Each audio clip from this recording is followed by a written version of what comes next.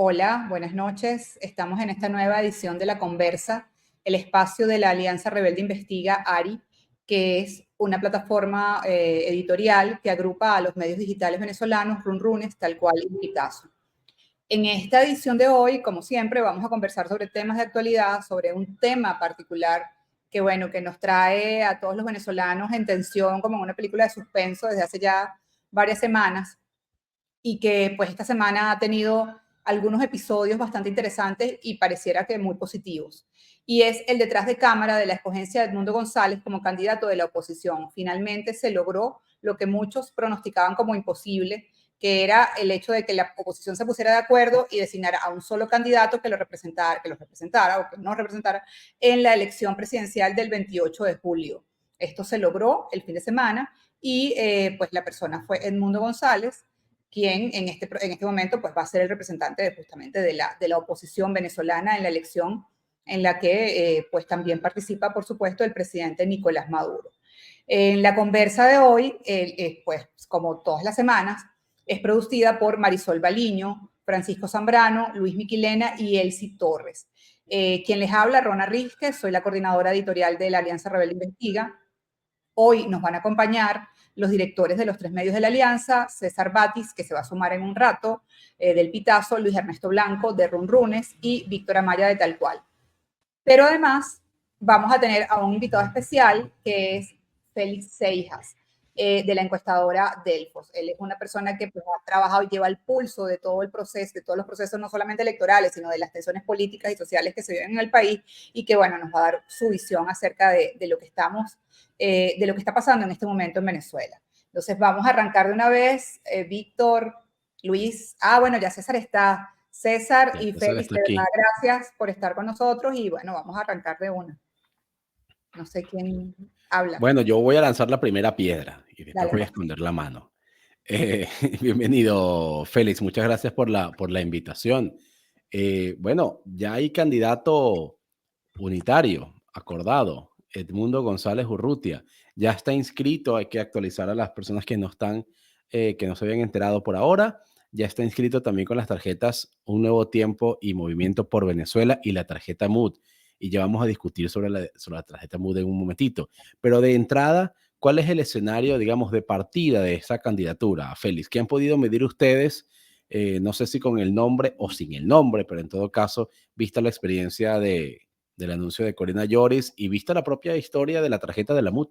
Bienvenidos. Muchas gracias primero a la Alianza por la invitación. Fíjate, lo veníamos repitiendo, ¿no? Esto es algo que tampoco es nuevo. Hace muchos años el gran candidato de la oposición se llama Unidad. Es decir, el gran éxito para la oposición era lograr mantenerse en unidad durante todo este camino. Hasta ahora falta mucho camino, pero hasta ahora por diferentes circunstancias ha venido ocurriendo de esa manera. La primaria fue ese gran disparador inicial que hizo que la gente de nuevo sintiera que ese proyecto unitario, o el esfuerzo, mejor dicho, unitario, renacía bajo otros nombres quizás, bajo otras banderas, de otra manera, quizás no con aquella marca como lo fue la Coordinadora Democrática o luego la Mesa de la Unidad Democrática, pero la gente sentía que aquello renacía de alguna forma, ¿no? Eso disparó todo el ánimo poco a poco, en la medida en la que la gente veía que aquello tenía coherencia, que aquello venía funcionando, que aquello era algo serio, que los esfuerzos se estaban haciendo y con todo el deseo de cambio que hay, pues automáticamente la gente se fue poco a poco sumando a ese movimiento. Entonces, bueno, cuando a uno le preguntaban quién era el mejor candidato, con cuánto arrancaría, por ejemplo, Manuel Rosales, con cuánto arrancaría un Enrique Márquez, con cuánto arrancaría, bueno, lo que uno decía era, cualquiera arranca bien si es producto de un acuerdo unitario.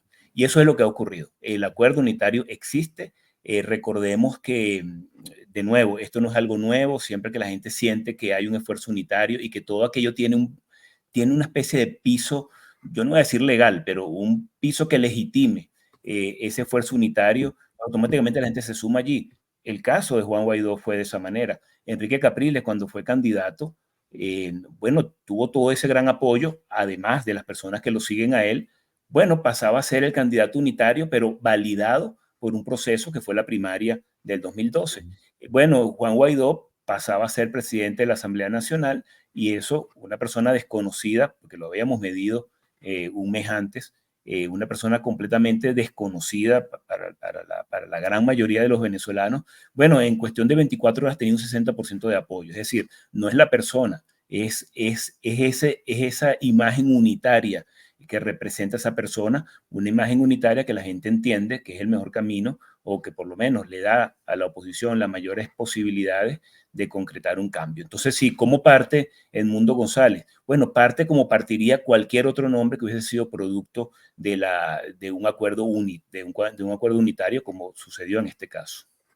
A ver, Félix, Félix, bueno, un momentito, César. ¿Eso significa que quienes hablan de la teoría del perro verde tienen razón? De que si lanzan un perro verde, un perro de la calle, gana la elección o tiene posibilidad de ganar. Sí, en realidad sí. Ahora, ¿cuál es la diferencia? La diferencia es el trabajo comunicacional que hay que hacer para posicionar ese nombre como producto de la unidad. Ahí sí hay una diferencia, por supuesto. Si uno lanza el nombre de Enrique Capriles, el nombre de Manuel Rosales, el nombre, bueno, hay muchos nombres que tienen mucho tiempo corriendo, por supuesto, en el escenario político. Bueno, y es mucho más fácil para la gente captarlo, ¿no? Ahora, Edmundo González, bueno, así como Juan Guaidó, era un nombre que nadie conocía. Juan Guaidó fue un fenómeno más mediático, ocurre en la calle, un lanzamiento de una manera que corrió mucho en las redes y rápidamente la gente agarró el nombre, ¿no? Bueno, claro, si es un nombre totalmente desconocido, hay que hacer un poco más de esfuerzo en posicionarlo como un candidato unitario. Si es un nombre conocido, bueno, hay que hacer también esfuerzo, pero puede ser por otros motivos. Puede ser porque ese nombre, si tiene mucho tiempo en la calle, bueno, es común que tenga muchas personas fan del nombre y personas que no son fan del nombre. Entonces, bueno, a los que no son fan del nombre hay que primero comunicarles que es producto de un acuerdo unitario, hay que comunicarles por qué él fue el candidato y lo que eso significa. Y rápidamente esas personas también se adherían a ese nombre, a ese candidato. Félix, Félix, un gusto saludarte. Y tengo una pregunta, Félix, porque a ver, no sé si era un proceso de desinformación, si incluso puede ser que haya habido una letra en el nombre de la empresa, pero hay algo que leí de una encuestadora Delfo, que atribuía a Manuel Rosales un triunfo con el apoyo de María Corina y sin el apoyo de María Corina. ¿Esa encuesta es cierta? Tendría que ver cuál es exactamente, ¿no? Porque por ahí corrieron muchas, ¿no? Esa es una de las cosas que ocurre en estos momentos. Y esto es bueno advertirlo, porque esto se va a hacer cada vez más intenso, ¿no? Es decir, va a haber mucha más información corriendo por allí, información cierta, información no cierta. Yo siempre digo, lo mejor es preguntar a la fuente, sea cual sea, en el caso de empresas de investigación estadística, cualquiera sea la que esté circulando por allí, pues ir directamente a la fuente y preguntar, ¿no? No sé exactamente cuál dice, pero si hay un estudio que, no sé si es al que te refieres, pero si hay un estudio que deja muy claro que Manuel Rosales, como cualquier otra persona, teniendo el apoyo unitario es plataforma unitaria más María Corina Machado, es decir, 20 Venezuela, que no pertenece a la plataforma, pero que María Corina Machado, el peso específico de ella pasa a ser muy importante luego de la primaria, porque ese fue el evento legitimador de una candidatura. Bueno, un candidato, por ejemplo, Manuel Rosales, apoyado por ese esfuerzo unitario, sí pasaría a tener la primera opción sin lugar a dudas, ¿no? Ahora, sin el apoyo de María Corina, eso también fue medido, y hablo de estas cifras, son cifras para un cliente privado, pero ya fueron públicas, porque muchas consultas tuve sobre estas láminas que, por cierto, que no eran láminas de Delfos las que me mostraron. Es decir, no eran láminas elaboradas por Delfos. Hasta errores ortográficos tenían, ¿no? Y además no es el formato de Delfos, ¿no? Pero las cifras eran correctas, pues. Entonces, sí, si uno ponía un escenario, que fue una de las láminas que me pasaron, un escenario en el cual María Corina llamaba al boicot, por ejemplo, y cuando digo esto, no es que nadie estaba apostando al boicot, no, simplemente las personas que mandan a hacer estudios de investigación mandan a investigar todos los escenarios posibles, así sean de probabilidad baja. Pero entonces, en un escenario en el que María Corina llamara a la abstención y la plataforma unitaria dijera que sí participaba y ese candidato fuese, por ejemplo, Manuel Rosales, ¿sí? Ese candidato también arrancaba primer lugar, primera opción, solo que era mucho menor el porcentaje, es decir, la distancia que podía sacarle al candidato del gobierno. Esto significaba que ese era el porcentaje con el que iba a llegar a una elección. No necesariamente, porque para eso está la comunicación política, para eso están las campañas electorales. Seguramente la economía del voto empezaría a aplicar allí y cuando la gente sintiera que ese era el candidato que tenía la oportunidad de generar el cambio, porque el deseo de cambio es más fuerte que cualquier sentimiento que pueda tener una persona hacia alguien, pues entonces seguramente se sumaría a esa opción también. Pero sí, había un estudio, ciertamente, si son esas láminas a las que te refieres, sí, son cifras de Delfos, pero no son láminas elaboradas por Delfos. Y entonces, en la comparación, ¿se hizo algún estudio que comparara la oportunidad de Edmundo González y la oportunidad de Manuel Rosales en esos escenarios que está describiendo, tanto con el apoyo de la plataforma unitaria o con el apoyo de plataforma unitaria en María Corina Machado? Sí, y los escenarios eran prácticamente los mismos, ¿no? Es decir, si es toda la unidad, bueno, prácticamente el voto opositor se transfiere a esa opción. Si era sin María Corina participando y la plataforma unitaria participando, ese candidato, fíjate, vamos a ponerle cifras, ¿no?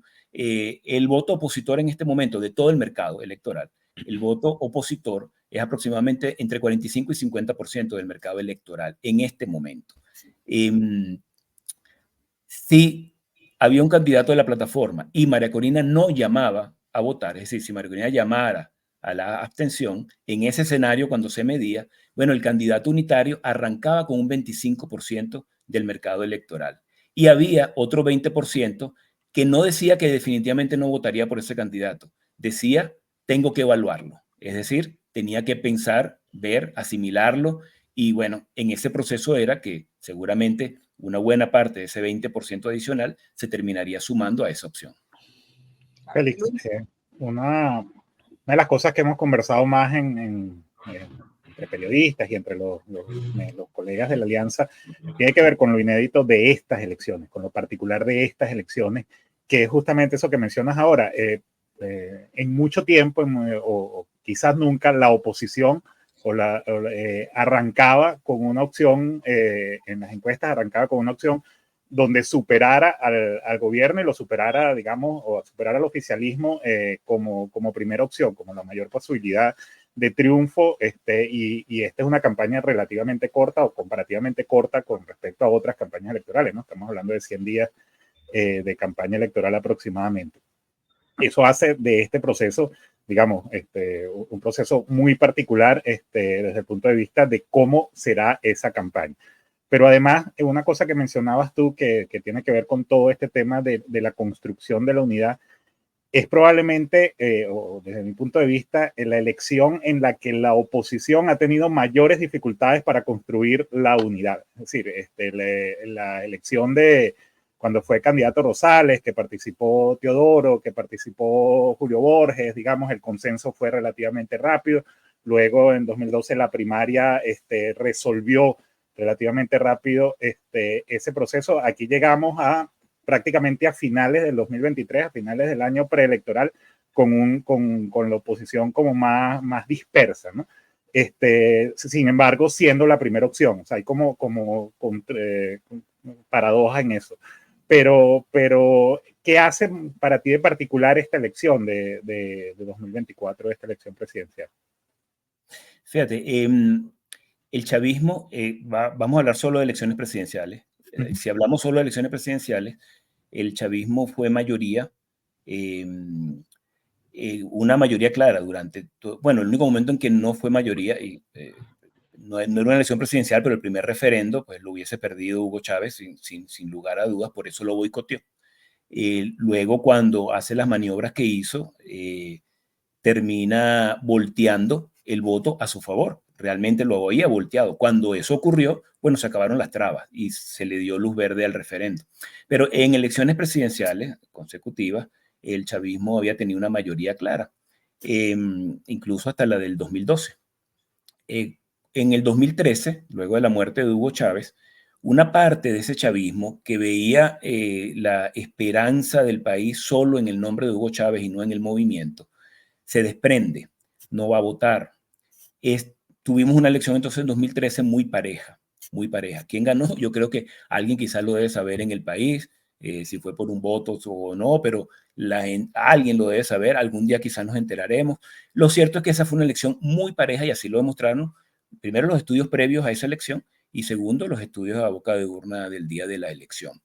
Luego, la siguiente elección es la del 2018. Y esa fue una elección en la que la oposición no participó en bloque. Es decir, esto que está ocurriendo en este momento no ocurrió en aquel momento. En aquel momento también había el mismo panorama que estamos viviendo hoy. Es decir, una candidatura unitaria organizada de esta manera también hubiese tenido la primera opción y una primera opción bastante sana y sólida. Pero no ocurrió de esa forma. La diferencia con esta elección es que las fuerzas democráticas, quizás algo positivo, ya aquí estoy especulando y quizás siendo un poco arriesgado, pero es que la oposición colapsó, es decir, la plataforma unitaria colapsó de una manera tan catastrófica, la mesa, la unidad democrática, en los medios, con declaraciones poco felices, insultos. Entonces, bueno, aquello estaba en ruinas, ¿no? Si uno ve los estudios de opinión de hace 2 años, bueno, nadie podía decir que aquello se podía levantar, ¿no? Había un desánimo tremendo. En lo electoral la gente sencillamente no veía ningún tipo de posibilidad porque ese gran referente que siempre había existido desde la Coordinadora Democrática, luego la Mesa de la Unidad Democrática, ese gran referente que la gente seguía, así no estuviese de acuerdo con lo que ahí se estaba decidiendo, pero la gente entendía que era el gran referente al que había que seguir. Bueno, eso se acabó y se acabó en ruinas. Ahí lo que quedó fue polvo. Entonces, el tema de la primaria empieza a reconstruir aquello, ¿no? Y la primaria agarra un vuelo tan grande que yo creo que sorprendió a todo el mundo. El mismo gobierno lo debe haber sorprendido, ¿no? Primero, que se hiciera. Segundo, que resultara lo que resultó. Porque toda esta suerte unitaria que tiene en este momento al gobierno muy preocupado, obviamente, y teniendo que dar pasos que le hubiese gustado no haber dado, obviamente, y que pensaba que no tenía que dar. Bueno, pero todo este proceso es gracias también a, yo no lo llamaría exactamente suerte, pero no encuentro una palabra mejor en este momento, ¿no? Por carambola, no sé, pero primero una primaria sobre unas ruinas que se logró levantar con una comisión de primaria que poco a poco se le podía criticar, más bien una comisión de primaria cuyos nombres eran nombres muy fuertes desde el punto de vista eran académicos, personas que no tenían ningún tipo de cosa que hurgarle en su vida, por lo menos pública. Luego, entonces, el gobierno sintiendo que aquello no se podían terminar de poner de acuerdo, ¿no? Porque era muy difícil, que aquello estaba en ruina. Bueno, terminó de alguna forma aquello sucediendo, ¿no? Pero es que también sucede y hay un candidato que gana por un margen extraordinario. Entonces, ¿esto qué hace? Bueno, hace que cualquier intento o cualquier deseo de poner en duda esa primaria, de atacar la primaria, no ocurriera porque era políticamente incorrecto. ¿Quién iba a lanzar la primera piedra ante un evento en el que, primero, la fotografía había sido muy buena, es decir, la gente sintió que ahí participó toda Venezuela y parte también de lo que está, bueno, aquello fue una cosa que desde el punto de vista de percepción fue muy fuerte, ¿no? Colas en barrios donde no los había, donde normalmente el chavismo, perdón, es mayoría, donde la gente pensaba que no iban a salir porque no, la gente le iba a dar miedo que lo vieran en la calle haciendo una cola para una elección de la oposición. Bueno, pero todo aquello sucedió. El margen fue gigantesco. Si, yo siempre digo, si esa elección, fíjense lo que pasó un día antes de la elección con uno de los candidatos. Si esa elección hubiese terminado 25-20, todavía estuviésemos escuchando los gritos y los insultos y la historia fuese seguramente una muy distinta, ¿no? En este momento, bueno, todo aquello confluyó de una manera extraordinaria y siguen sucediendo de esa forma. Hay otro elemento, la elección del 2025, es decir, muchos operadores políticos no están muy pendientes del 2024, sino del 2025, tienen aspiraciones para la elección de alcalde y gobernadores. Esto también los hacía ser cuidadosos. ¿Quién le da una patada a lo electoral en este momento? ¿Quién lo hace de primero? El primero que lo haga se suicida políticamente, ¿no? Entonces, claro, y con esto podemos nombrar una lista de cosas que fueron favorables en este momento y que han hecho que toda esa sensación unitaria exista. La gente sabe que no se aman y no se quieren, pero es que la gente no está esperando que se amen y se quieran, la gente está esperando es que se pongan de acuerdo, porque el Bueno, ponerse de acuerdo en todos nuestros estudios, disculpa ya para redondear, en todos nuestros estudios, el ponerse de acuerdo es uno de los valores más grandes que la gente le asigna a lo político, porque eso significa políticos rindiendo sus banderas por la sociedad y no trabajando por sus propios intereses. así es. Muy interesante eso. Una cosa, y ciertamente, bueno, se pusieron de acuerdo, al final ha terminado siendo todo, ha fluido, como dicen ahora, está fluyendo. Pero sí ha habido unos obstáculos, y los obstáculos han venido justamente desde el gobierno, que bueno, que es también donde sabemos que habitualmente hay obstáculos, ¿no? Para sortear esos obstáculos, ¿qué pasó? ¿Cómo se pudo organizar dentro de la unidad este proceso para tomar esa decisión? O sea, unos días antes había una reunión prevista entre María Corina Machado y Manuel Rosales y la reunión fue cancelada, hubo muchas especulaciones. Luego vino esta reunión en donde se toma la decisión de que el candidato es Edmundo González Urrutia. O sea, ¿qué cosas maneja Félix acerca de qué pasó, qué tipo de negociación, cómo fueron esas conversaciones en ese proceso para llegar a este acuerdo, para ponerse de acuerdo, que fue tan importante?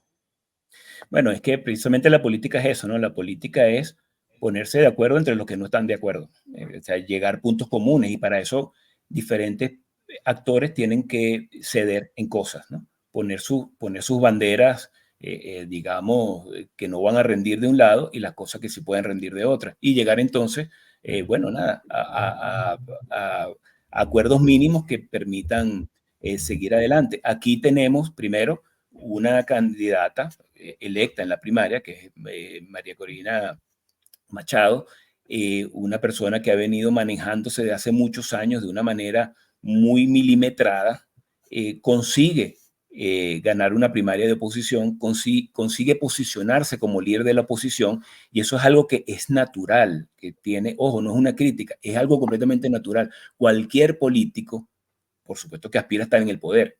Si el político quiere incidir en la sociedad, pues tiene que estar en el poder y busca el poder, persigue el poder.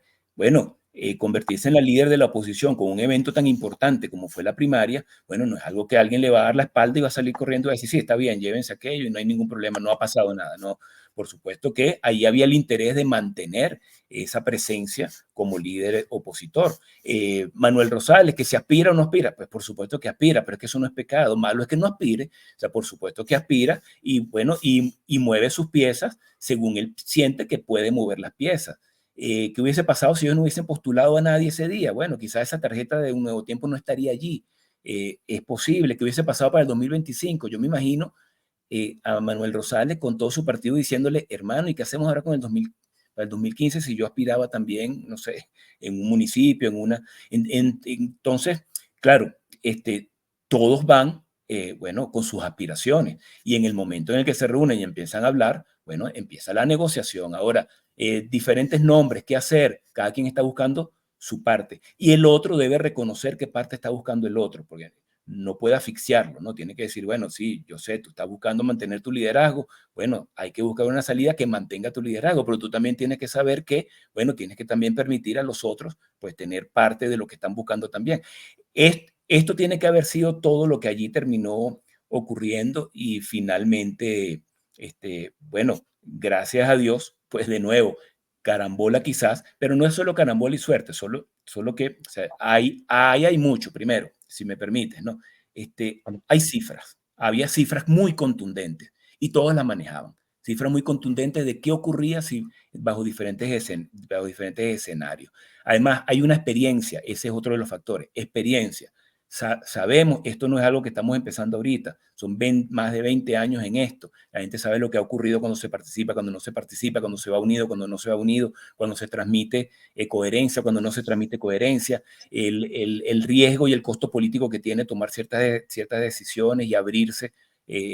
Entonces, y bueno, y también inteligencia, porque obviamente que la hay, ¿no? Ahí uno no puede decir que ninguno de los que está ahí no es inteligente, ¿no? Entonces, claro, si tú unes todo eso con información, bueno, gracias a Dios, todavía alguien pudiese sentarse y decir, bueno, yo no rindo aquí ni un milímetro y listo, bueno, pero esa posición no fueron, gracias a Dios, las que ocurrieron y tenemos todavía un camino que se sigue caminando en una cuerda floja. Sí, ¿La unidad es frágil? Claro que es frágil, pero lo interesante es que siendo frágil, bueno, se ha logrado mantener y se ha logrado pasar escollos importantísimos. El primero fue el de la primaria. Félix, parte de la cuerda floja en la que nos movemos es la discusión sobre qué va a pasar con la tarjeta unitaria, ¿no? En este momento se supone que la candidatura de Edmundo González está apoyada por la tarjeta MUD, la tarjeta de la manito, y ahora Un Nuevo Tiempo y Movimiento por Venezuela. Y está la duda, la cosa de, bueno, quizá la tarjeta de la unidad la anula el TSJ, y en ese caso entonces quedaría con las otras dos tarjetas. A nivel de números, ¿cuál es la importancia de la tarjeta como tal? En el tarjetón, la mesa de la unidad está en la mitad. Nadie le conocía la cara a Edmundo González. Todavía debe haber muchísima gente en el país que jamás le ha visto la cara a este señor, ni el nombre, ni nada, porque bueno, hay mucho desierto informativo y demás. ¿Cuál es la importancia del símbolo tarjeta de la unidad? ¿Y qué pasa si la tarjeta, o sea, qué escenario prevé si la tarjeta de la unidad finalmente no puede jugar o juega a voto nulo, ¿no? En el sentido de que anulen la tarjeta, pero no la quiten del tarjetón, que creo que sería incluso más peligroso que anularle y sacarla por completo del juego. Sí, bueno, si anulan esa tarjeta, automáticamente la tarjeta de Un Nuevo Tiempo y la tarjeta de MPB quedan huérfanas, ¿no? Porque eso no son candidatos de ellos, ¿no? Sino ellos es una adhesión a la tarjeta de la Mesa de la Unidad Democrática. Bueno, pero supongamos que, claro, uno dice qué debería pasar según el reglamento y según, bueno, aquí los reglamentos son completamente ignorables, digamos, ¿no? Y ya hemos visto, Maleables. sí, ya hemos visto que hay cosas pero bueno, supongamos, para ir a la pregunta concreta, ¿no? Independientemente de qué produce ese escenario, supongamos que hay solo la tarjeta de Un Nuevo Tiempo. Bueno, eh, de nuevo, es un tema de comunicación política, es un tema de campaña. Decirle a la gente, transmitirle a la gente que esa es la tarjeta de la unidad. ¿Esto es posible? Por supuesto que técnicamente, en teoría, es completamente posible. ¿Cuál es el principal problema? Bueno, que los factores de oposición tienen graves problemas para penetrar en los medios de comunicación masivos. Pero esto no es algo nuevo. eh, y eso es algo positivo también. Dentro de lo negativo, lo positivo es que no es algo nuevo. Es decir, ya se ha desarrollado experiencia en cómo transmitir mensajes en un ambiente de censura. Entonces, sí, cualquier tarjeta que se logre identificar como la tarjeta unitaria es una tarjeta que va a tomar una cantidad de votos importantísima. Ahora, mientras más ocurren estas cosas, se va perdiendo una partecita. Eso también es cierto, ¿no? Por más que tú comuniques, La no vas sé, rebanando. quien lo va rebanando y ese es el trabajo que tiene que hacer tu contrario, ¿no? Ahora, quien ha viajado por el interior sabe que mientras más al interior estás, mientras más profunda la Venezuela que visitas, te das cuenta de los problemas que hay serios, ¿no? 2 veces al día se les va la luz, en bloques de 4 horas, por ejemplo. O sea, nosotros hemos ido a sitios donde la gente todavía no está completamente clara en qué es lo que está ocurriendo y tú les preguntas y no saben muy bien, saben que María Corina ganó la primaria y hasta ahí saben, pero no saben qué terminó de ocurrir. Es decir, claro que este es un porcentaje de gente cada vez más pequeño, si te vas a la Venezuela cada vez más profunda, es verdad, pero es parte de ir rebanando, ¿no? Ese sería el efecto. A ver, Félix, de la anterior respuesta, de la cita de las encuestas, de los estudios que realizaste, y que como dijiste bien, la lámina que pasó por allí o que se transmitió por allí no es precisamente la de tu empresa, sino una que produjeron a partir de tus datos. A ver, Félix, pero me queda una pregunta de esa respuesta. ¿Daba lo mismo que fuera Edmundo González o que fuera Manuel Rosales el candidato seleccionado por la plataforma unitaria? Y pregunto esto porque precisamente estamos hablando del detrás de la cámara de la Claro, escogencia. de hecho, esa era la discusión fundamental de 2 días que estuvieron encerrados allí, o por decir esos 2 días, pero hubo una semana de discusión. Sí, mira, cada nombre tenía ventaja y cada nombre tenía desventaja. ¿Cuál era la ventaja del nombre Manuel Rosales? Que es un nombre conocido. ¿Cuál era la desventaja del nombre Manuel Rosales? Que era un nombre conocido. Es decir, eso mismo significaba su desventaja. Manuel Rosales en el Zulia, también hay unos datos por allí que se filtraron de un estudio del estado Zulia, ¿no? y también son números ciertos, ¿no? Manuel Rosales en el Zulia, voy a usar una expresión que quizás no es la correcta, pero es una especie de Dios. Es decir, en el Zulia sus números son impresionantes, ¿no? El apoyo que tiene Manuel Rosales como gobernador. Entonces, claro, su nombre partía, bueno, en el Zulia, que es un estado importante en cuanto al número de habitantes, bueno, allí partía de una manera extraordinaria, ¿no? En el resto del país, bueno, también tiene sus seguidores, ¿no? También fuera de sus seguidores hay gente, un porcentaje importante de la población, del mercado electoral, entre un 10 y un 15%, dice, no quiero, ni me digan el nombre, dígame solamente cuál es la tarjeta unitaria y yo allí pongo no, mira, que el nombre es la persona peor, no me importa cuál es el nombre. Y esa es la posición de entre un 10 y un 15% de los venezolanos. Entonces, además de los seguidores de Manuel Rosales, está ese porcentaje que también se hubiese anotado allí. Por eso digo, Manuel Rosales arrancaba con un 25%, con eso arrancaba. Y había un 20 adicional que decía, bueno, tengo que evaluar bien en qué circunstancias se da esto para yo tomar mi decisión. Entonces, si la circunstancia que se le transmitía a la gente, y aquí está el problema de cómo tú haces llegar el mensaje en un ambiente censurado, pero si tú hacías llegar el mensaje de que aquello se había producido bajo un acuerdo unitario en el que había participado Plataforma Unitaria y María Corina Machado, bueno, buena parte de ese 20% se iba a sumar sin lugar a dudas. El caso de Edmundo González, ¿cuál es su ventaja? Que no es muy conocido. ¿Cuál es su desventaja? Que no es muy conocido, también igual. Es decir, su nombre no le va a causar a nadie algún tipo de rechazo, porque simplemente alguien que no se conoce. Y bueno, y fue, sí, que fue canciller, que fue embajador y que, bueno, todo aquello más bien apunta a una persona preparada. Entonces, su relación con el proceso de las primarias. Es decir, ahí había elementos como él no sea rechazado necesariamente, pero también es un nombre que para pegarlo, bueno, había que hacer una buena campaña para que ese nombre corriera, ¿no?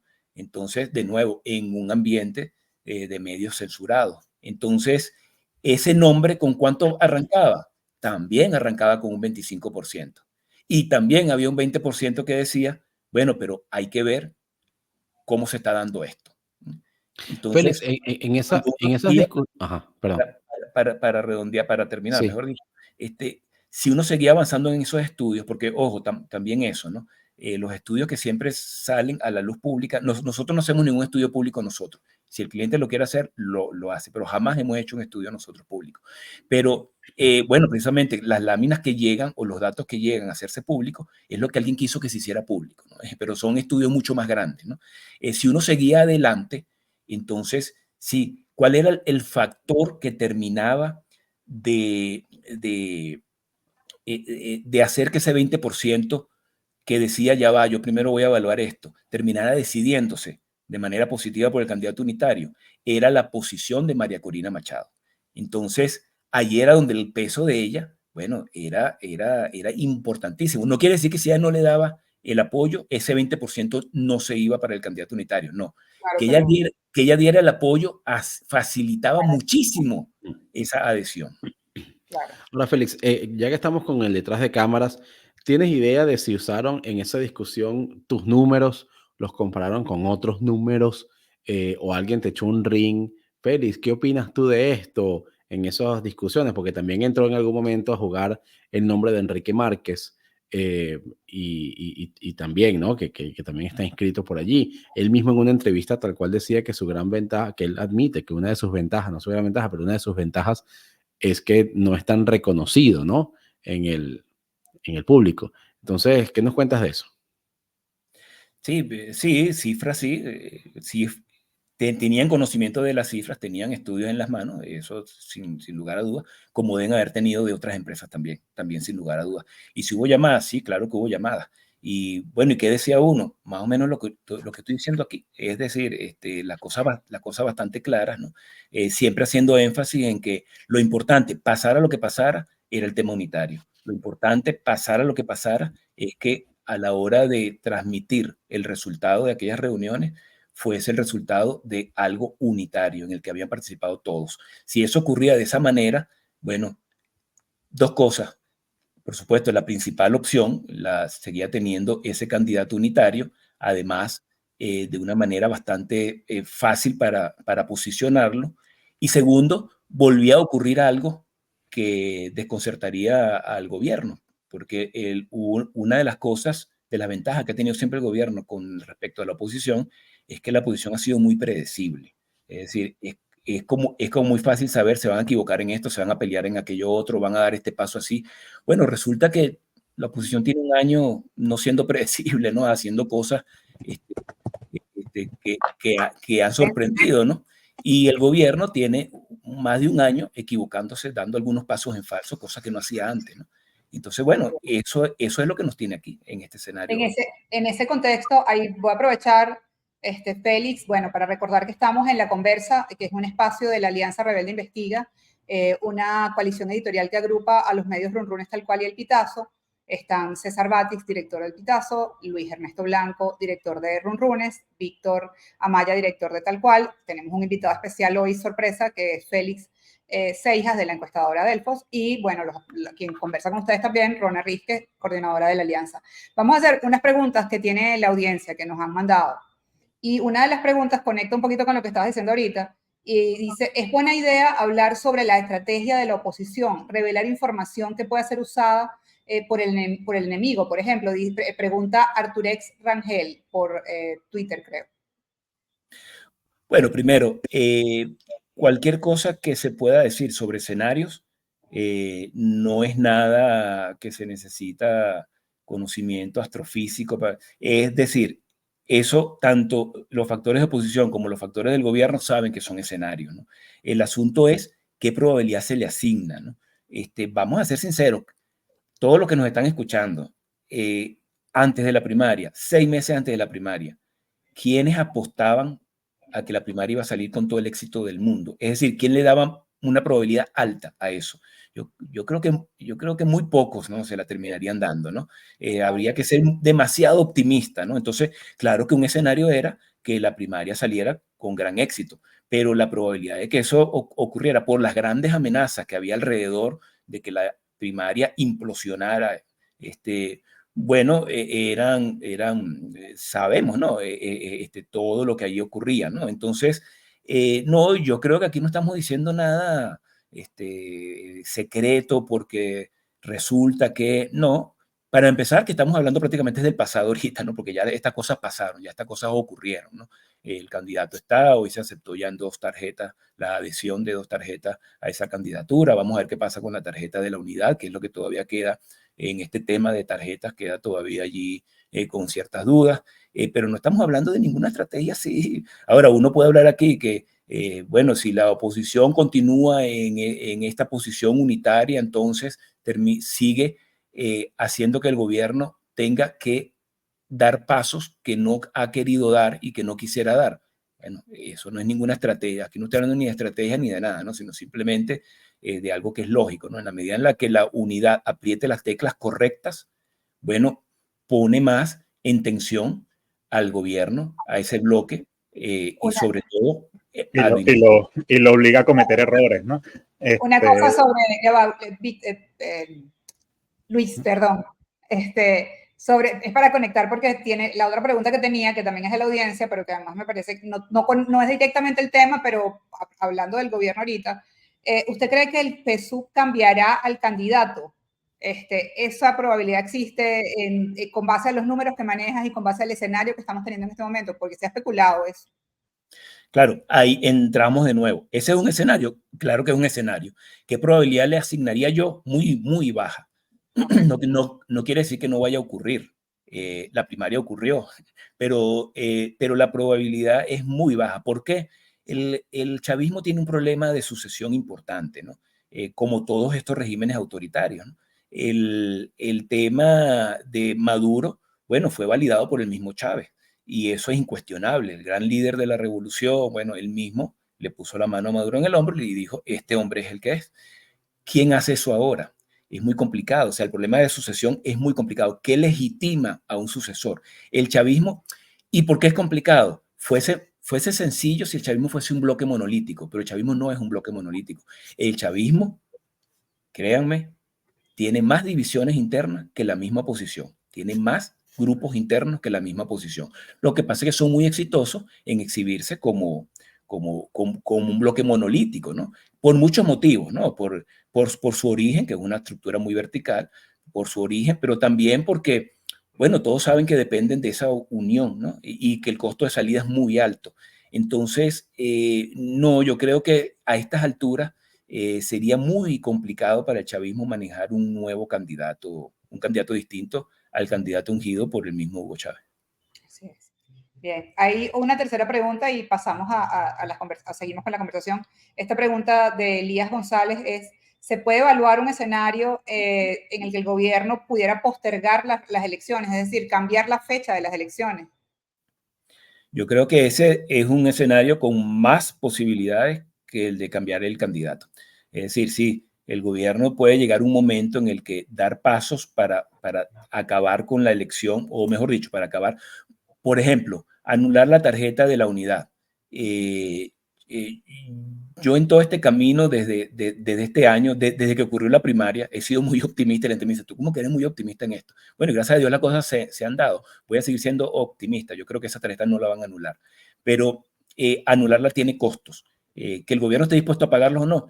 Claro, si de eso depende ellos mantenerse en el poder, pues claro que es un costo que van a pagar, porque el costo más alto es salir del poder en estos momentos, ¿no? Es un costo que habría que bajar si alguien quiere aspirar a que el gobierno pueda negociar su salida, ¿no? Mientras el costo sea infinito, pues no la va a negociar.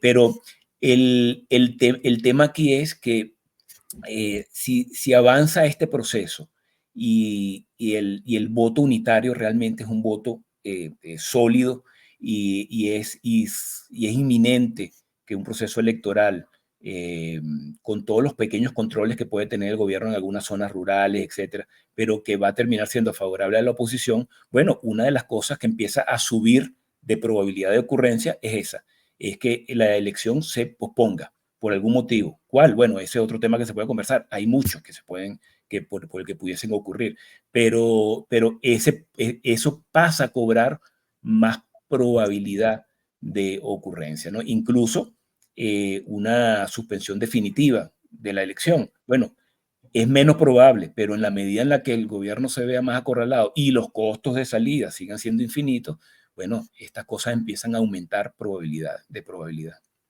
Claro. Bueno, Félix, sí, vamos a seguir. Digamos, uno de los elementos que entran en esta campaña con mucha más fuerza que en campañas electorales anteriores es todo el andamiaje jurídico represivo, ¿no? Estamos hablando, aunque son amenazas todavía, porque son discusiones de primera, son leyes que están en primera discusión y no están aprobadas, pero está por ahí la ley antifascismo, está por ahí el tema de la ley anti-ONG, o por lo menos así se conoce. Y está el tema del exequivo, ¿no? Que eso lo conecto con toda con lo que venimos hablando justo ahorita, de escenarios y de posibilidades de suspensión de las elecciones por algún motivo. Se ha estudiado, digamos, cómo podría afectar el tema del exequivo, y además yo eso también lo quiero conectar con todos estos ejercicios de músculo que ha mostrado el gobierno con el referéndum sobre el exequivo, este domingo la elección el tema de participación en las comunas, en los consejos comunales, donde no ha logrado demostrar, digamos, demasiada fuerza, ¿no? No han sido, por lo menos no han tenido esa foto exitosa como tuvo la oposición en las primarias, y si eso pudiera ser parte de esos elementos que está estudiando el gobierno para evaluar sus escenarios. Sí, bueno, el tema del exequivo es un tema que no pegó en lo absoluto en la población, ¿no? Ese lo estudiamos bastante bien y el mismo chavismo pues no terminaba de saber por qué aquello estaba ocurriendo, ¿no? No movió, ¿no? En lo absoluto. Que puede ser un tema utilizado como excusa para suspender una elección. Bueno, quién sabe, ¿no? Ahí no me voy a meter por diferentes motivos, pero claro que puede ser y esto no significa que van a lanzar bombas ni que van a lanzar nada. O sea, simplemente una situación de alerta nacional bueno, ya pudiese ser una excusa o no. Bueno, ese es otro tema, ¿no? Pero por ahí no tanto. Ahora, el tema de movilización del chavismo. Fíjate, el chavismo tiene, siendo muy... reduciendo esto a dos grandes cosas, ¿no? Dos grandes problemas, obviamente. Uno es, bueno, que tiene al enemigo, al contrario, está alborotado, ¿no? Es decir, todo el tema de la primaria inició todo un proceso de éxitos, de buenas jugadas opositoras, que hasta el día de hoy siguen siendo acertadas, y el ánimo electoral del opositor, pues lo que hace es subir y subir. Eso por un lado. Y por el otro lado es que en sus aguas tiene a la mitad de la población desactivada. Y esto no es algo nuevo. Ya en la elección de la Asamblea Nacional y en la elección regional pasada, le costó movilizar a su base blanda y tuvieron que admitirlo, que la participación no había sido la participación que se podía haber esperado. Es decir, el chavismo en este momento, su techo es un poco menos de un 30%, pero ese es su techo. Ese es otro tema, porque mucha gente dice, bueno, el chavismo aquí no puede ser ni un 5%, ¿no? Esa es una realidad. El chavismo como chavismo es cerca de un 30%, y uno no le puede dar la espalda a casi un tercio del país. Es decir, este país, si se va a reconstruir, hay que reconstruirlo también con ese 30%, ¿no?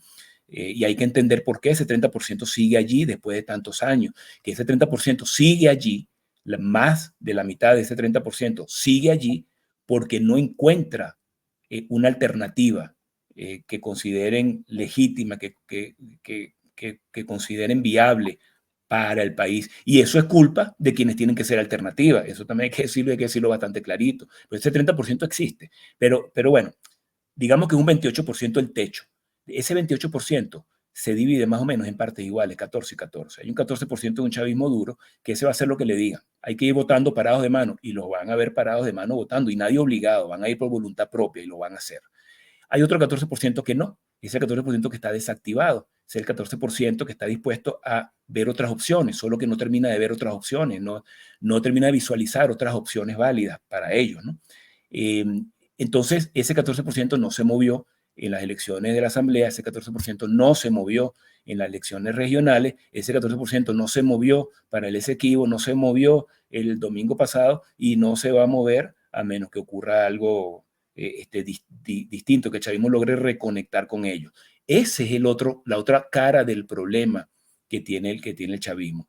No solo tiene que rebanarte a ti votos, es que tiene que ver cómo activa a su base que está desactivada.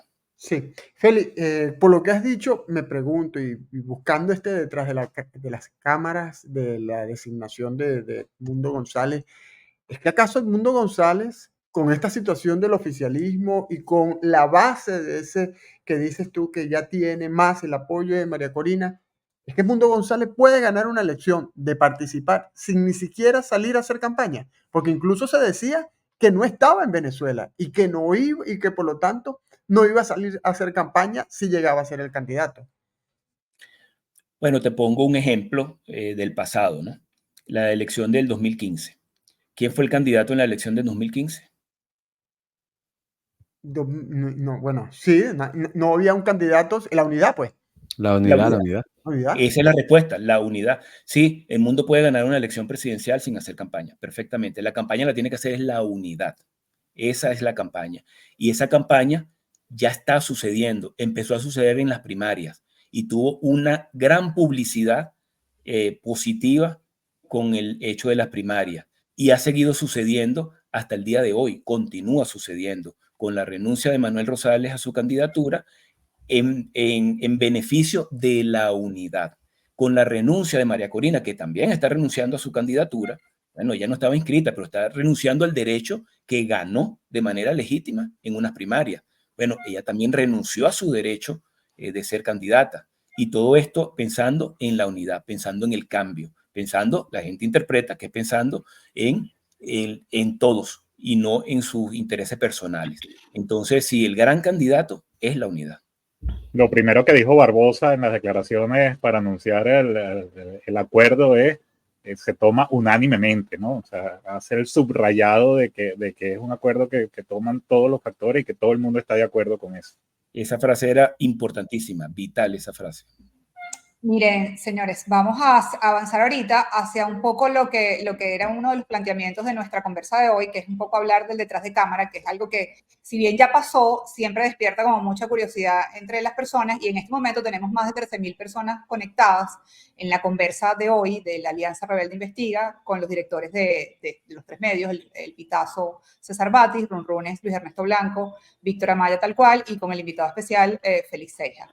Entonces vamos a, no sé, cuéntenos ustedes también, porque ustedes, yo sé que César, Víctor, Luis, tienen algunos cuentos por ahí de qué estuvo pasando o cómo se cocinó toda esta decisión que pues es muy positiva de cara a las elecciones del 28 de julio. Comienzo yo y vamos completando y comparamos información, pues. A ver, hasta el lunes 15 era casi un hecho de que Edmundo González iba a renunciar. Había una carta firmada.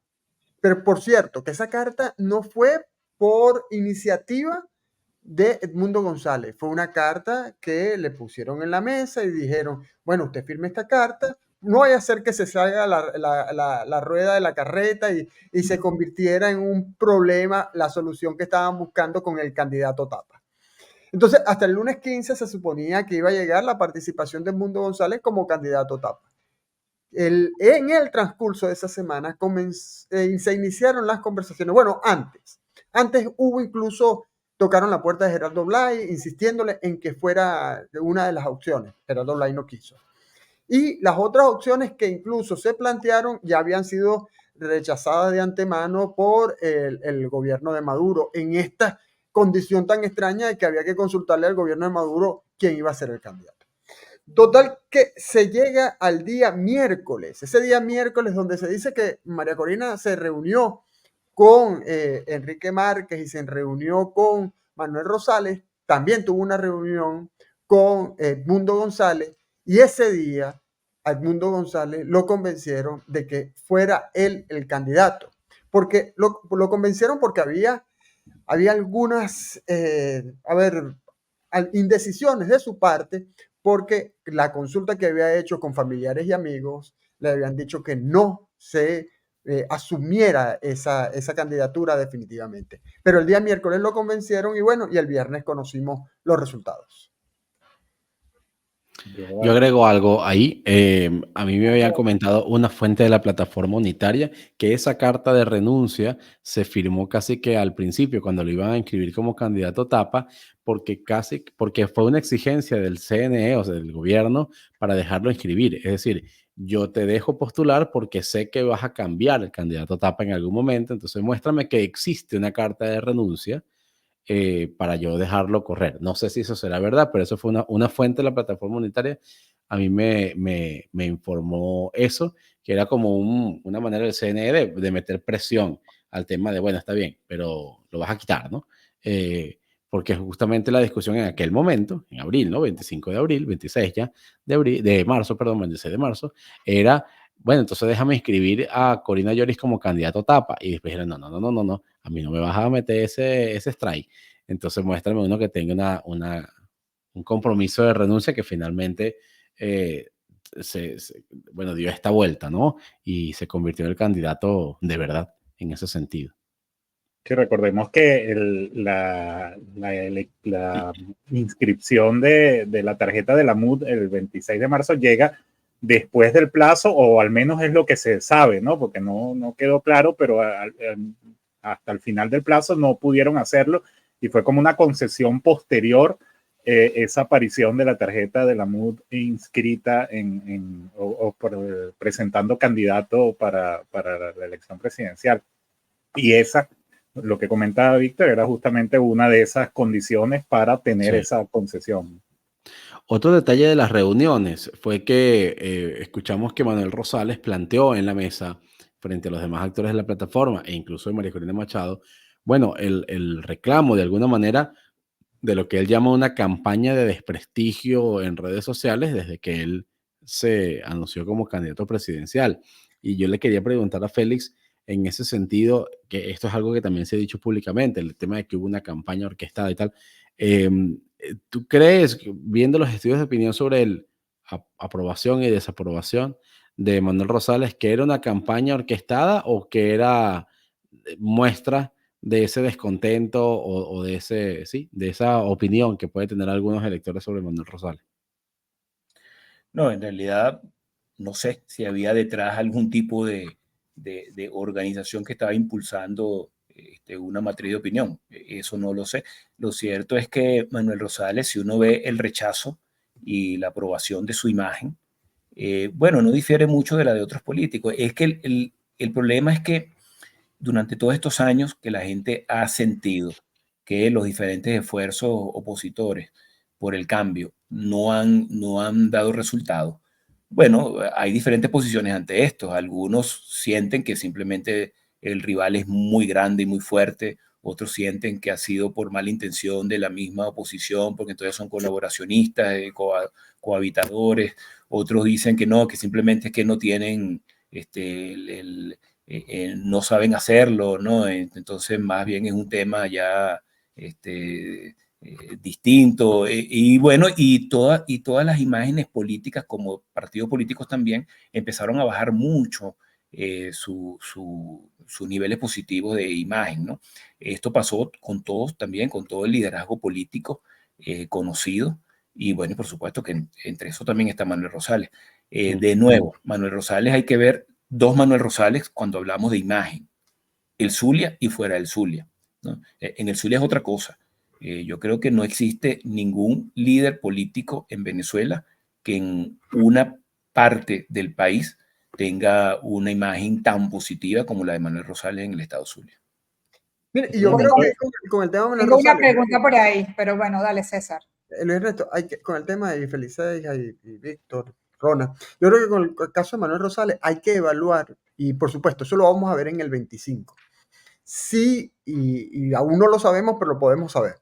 Sí, el tema de la gobernación del Zulia, precisamente, fue un tema en la conversación con María Corina. Es decir, ok, yo cedo la tarjeta de un nuevo tiempo, no participo, pero garantícenme que yo sea el candidato de la unidad en la gobernación, a la gobernación del Zulia. ¿Por qué? Porque sabemos que hay el representante de 20 Venezuela en el Zulia, lo dijo en un acto con María Corina antes de la primaria, dijo que él quería ser el candidato, o alguien lo dijo por él, realmente alguien lo dijo por él, y lo presentaron como el próximo gobernador. Juan Pablo Guanipa, aunque inhabilitado, está allí también, y me imagino que ante el deseo de Manuel Rosales de continuar en la gobernación del Zulia, ese pudo haber sido un tema. Incluso, doy un dato más, no me extrañaría que después de Manuel Rosales la aspiración sea que al Manuel Rosales lo siga su hijo Carlos Alberto Rosales. Una cosa antes de que, porque si no nos quedamos en la República Independiente del Zulia, yo sé que César. Bueno, pero ¿qué te puedo decir? Allá, entonces vamos a los zulianos tenemos un peso de importancia en Venezuela, ¿no? No podemos delastrar eso. No, hablando en serio, hay una pregunta que tengo que pues tiene que ver, es para todos, pues, ¿ustedes creen o saben si esa visita del presidente Gustavo Petro, esa reunión con Manuel Rosales y con otros, y además otros posibles acercamientos con Estados Unidos tuvieron algo que ver en esta decisión que toma la unidad de elegir al candidato Edmundo González Urrutia? Creo que más tuvo que ver en la decisión del gobierno de aceptarlo, ¿no? Exactamente. El esfuerzo de Lula por un lado, de Petro por otro lado, y bueno, y todo lo que está en juego con el tema de las negociaciones por el tema de las sanciones, bueno, probablemente es lo que permite que una de esas facciones dentro del oficialismo, que como decía Félix, bueno, hay unos más radicales que otros, hay unos más negados a cualquier tipo de respiro por la oposición que otros, bueno, lo que le permite a esa facción un poquito más abierta, bueno, vamos a dar el chance, pues vamos a jugar, vamos a salir y que haya play ball. Mira, si me permite rescatar algo que decía César hace un rato, volviendo a la República, pero llevándolo a lo nacional, ¿no? Y es que en esas negociaciones, o sea, lo que ha ocurrido en estos días, es algo claro, uno a veces siente que está en un sueño, que se va a despertar y que nada de esto fue así, pero ha sido tan bueno porque no es solo la negociación de quién es el candidato unitario para esta elección presidencial. Es que esto va más allá, esto va para el próximo año. Es decir, quizás estas negociaciones están facilitando las cosas para el próximo año. Es bastante posible, ¿no? Además, la unidad no es solo necesaria porque hay que transmitir un candidato unitario que todo el mundo apruebe para que los votos estén allí. Es que también hay que cuidar los votos. Y para cuidar los votos hace falta una estructura. Y esto no es sencillo. Y una estructura necesita gente, organización, y ahí todos cuentan. Entonces, tener, por ejemplo, a Un Nuevo Tiempo activo en el Zulia, o sea, eso vale oro, ¿no? Y así, cada una de las organizaciones, Primero Justicia, todas las organizaciones con lo que puedan aportar para mover esa campaña y cuidar el voto el día de la elección. Recordemos siempre la elección de gobernadores del 2017, ¿no?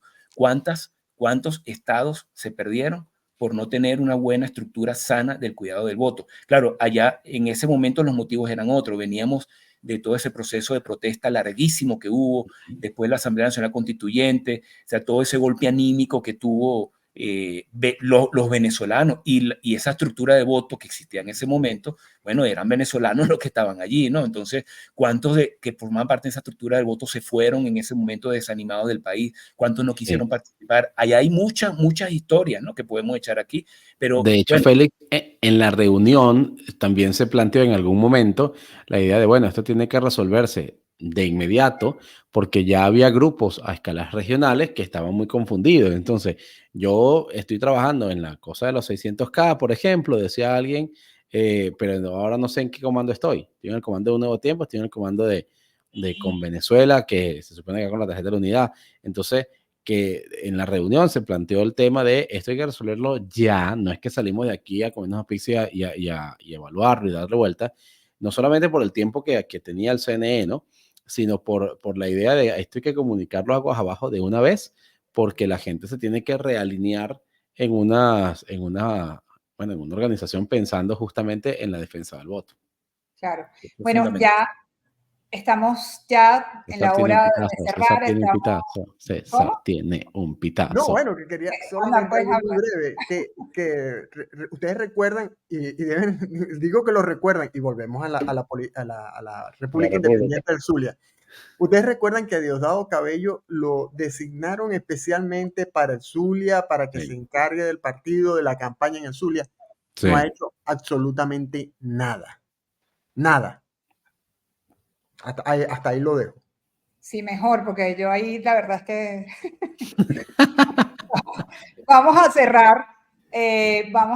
La conversa de hoy ha estado maravillosa. Más de 18,000 personas se conectaron para escuchar esta conversación. Gracias a Félix Seijas por su participación, por sus comentarios, por sus aportes. Gracias a los directores César Batis del Pitazo, Luis Ernesto Blanco de Runrunes, Víctor Amaya de Tal Cual. Son los directores de los 3 medios que integran la Alianza Rebelde Investiga, que es una coalición informativa que pues hicieron estos 3 medios justamente para llevar mejor información y para, en este caso, con la conversa, comentar y hablar acerca de temas de interés nacional.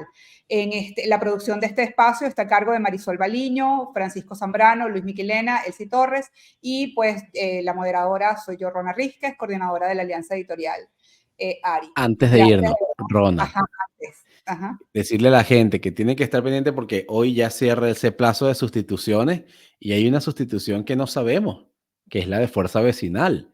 Fuerza Vecinal había inscrito a Manuel Rosales y está obligada, si quiere mantener. Sabemos si van a cambiar. ¿A quién van a poner ahora? Van a poner a Edmundo González Urrutia o iban a apoyar a Ecarri, que también se escuchó en los últimos 2 días. Entonces, pendientes de eso porque esa información debe estar por salir en las próximas horas o no sé, o mañana quizá cuando veamos, pero pendientes con eso porque eso también va a marcar cuántas tarjetas apoyan a uno y a otro. Y la tarjeta de PJ judicializado que... sí, le dio 48 horas, el CNE le dio 48 horas a José Brito, que ahora tiene el control de la tarjeta de Primera Justicia, para postular, para sumarse a una candidatura presidencial a la persona que es candidato presidencial, digámoslo así.